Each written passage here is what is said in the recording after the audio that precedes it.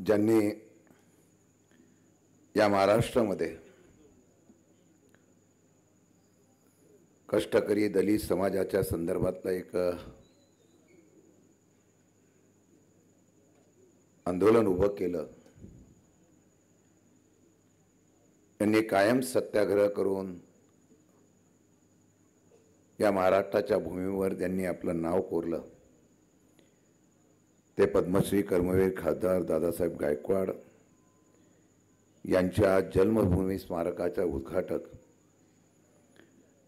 आपल्या सर्वांचे नेते आदरणीय साहेब, या कार्यक्रमाला उपस्थित असलेले खासदार भास्करजी भगरे, आमचे सहकारी नेते खासदार निलेशजी लंके, जयंतजी पिंगळे, श्रीरामजी शेटे,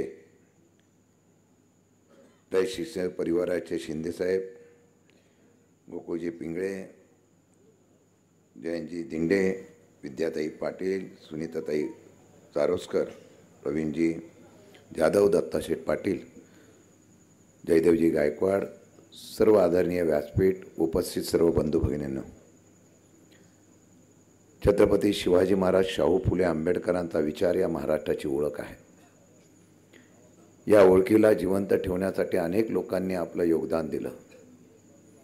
हा महाराष्ट्र देशाला दिशा दाखवणारा महाराष्ट्र म्हणून ओळखला जातो। ज्या महाराष्ट्रामध्ये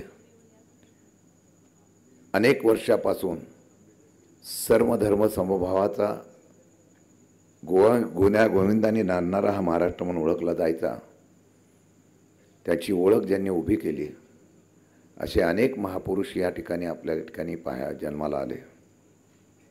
असंच एक महापुरुष या असलेल्या आंबे दिंडोरी गावातून डॉक्टर बाबासाहेब आंबेडकरांच्या बरोबर परिचित झाले आणि त्यांनी या समाजाचा वसा उचलला। अनेक सत्याग्रह करणारी माणसं आहेत, पण समाजासाठी आणि लोकांसाठी सत्याग्रह करणारे, आंबेडकरांच्या विचाराच्या माध्यमातून वाटचाल करणारे पद्मश्री दादासाहेब गायकवाड होते। त्यांनी चौधार तळ्यापासून नाशिकच्या काळाराम मंदिरापर्यंत स्वतंत्रता आणि व्यक्ती स्वातंत्र्याचा लढा उभा केला। त्यांनी कायम अन्यायाच्या विरोधात आवाज उठवला। अशा या थोर पुरुषाला या ठिकाणी आमदार, खासदार, पद्मश्री या पुरस्काराने गौरवलं गेलं। आज आदरणीय पवार साहेबांच्या हस्ते या ठिकाणी या स्मारकाचं उद्घाटन होत आहे। चव्हाण साहेबांच्या विचारातून एकत्र आलेले दादासाहेब डॉक्टर बाबासाहेब आंबेडकरांच्या रिपब्लिकन पार्टी ऑफ इंडियाचे अध्यक्ष होते।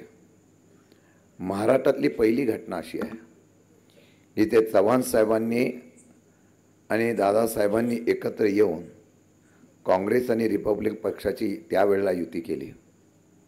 कारण विचाराचे मतविभाजने होऊ नये, ज्या नेत्यांनी संस्कार आणि सुसंस्कार उभा करून विचाराची पाठराखण केली, त्याच असलेल्या विचाराचा वारसा घेतलेले पवार साहेब यांच्या हस्ते आज उद्घाटन होतं, याचा विशेष उल्लेख या ठिकाणी करतो। कारण चव्हाण साहेबांचा विचार पवार साहेबांनी जपला, शाहू फुले आंबेडकरांचा विचार हा पवार साहेबांनी जपला। सत्तेचा परिणामाचा विचार न करता डॉक्टर बाबासाहेब आंबेडकरांच्या असलेल्या विद्यापीठाला नाव देण्याचा निर्णय सुद्धा घेतला। त्यावेळची संस्कार आणि संस्कृती आणि विचार एवढेच होते की माझा महाराष्ट्र अखंडतेने राहायला पाहिजे। वेळ झाली, मग योग्य वेळी उद्घाटन होत आहे। स्मारकं उभी राहतात, पण विचाराचा वारसा पुढे नेण्याची जबाबदारी येणाऱ्या पिढीवर असते। आता आपली जबाबदारी आहे। देशामध्ये त्या काळामध्ये जी आंदोलनं झाली ती परत एका वेगळ्या प्रकारचा विचार या देशात आणि महाराष्ट्रात येतो आहे। 14 तारखेला 15 तारखेला शेतकऱ्यांचं नाशिकचं असलेलं आंदोलन, यातूनही पवारसाहेबांनी सांगितलं की गायकवाड साहेबांच्या असलेल्या स्मारकाचं उद्घाटन करायचं आहे. वेळ योग्य एवढ्यासाठी मी म्हणालो की सध्याच्या असलेल्या राजकीय परिस्थितीवर विचार करताना समाजामध्ये पडलेली दरी ही खरं म्हटलं तर पिंगळेसाहेब विचार करण्यासारखी आहे.